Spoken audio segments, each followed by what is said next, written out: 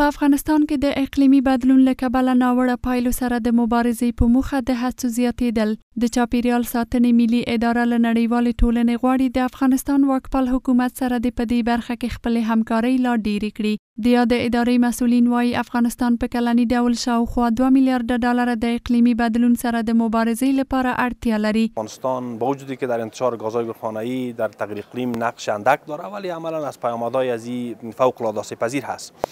اگر ما ببینیم اوسط درجه حرارت طبق ارزیابی که صورت گرفته افزایش یافته، تغییر در شکل بارندگی عملا وجود داره و این باعث شده که خطرات اقلیمی من جمله خشکسالی دوروی، سیلاب‌های نابهنگام و منتشر و بی‌موقع را به بار آورده که عملا سکتورهای آب و زراعت و اکوسیستم، تنوع حیات، صحت را مورد تهدید قرار داده است. د چاپیریال ساتنې اداره سره لدی چې د ځنډول شویو پروژو د بیرته پیلېدو څخه خبر ورکوي، خو خبرداري ورکوي چې په دې برخه کې به د نړیوالې ټولنې نه همکاري د افغانستان خلکو ته ناوړه پایلې ولري. پیشرفت‌های خوبی در این راستا وجود دارد. چندین پروژه ما در حال تایید شدن هست.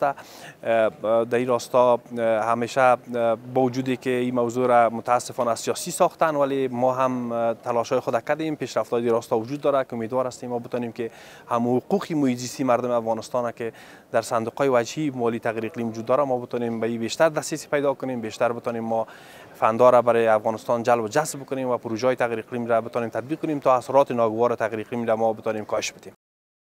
د چاپیریال ساتنې ځینې کارپوهان هم وایي افغانستان په اقلیمي بدلون کې لږ رول لري او اړتیا د نړیواله ټولنه د چاپیریالي موضوعات سیاسي نه کړي.